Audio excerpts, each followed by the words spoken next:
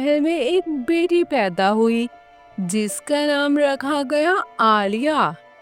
ہر نئی شہزادی کے پیدا ہوتے ہی اس کے سر پر ایک جادوئی تاج نمودار ہوتا تھا۔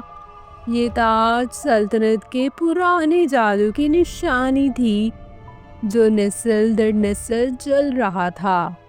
لیکن جب عالیہ پیدا ہوئی، حیرت انگیز طور پر کوئی تاج نہیں آیا۔ محل میں خاموشی چھا گئی۔ دربار کے وزیروں نے سرگوشیاں شروع کر دیں۔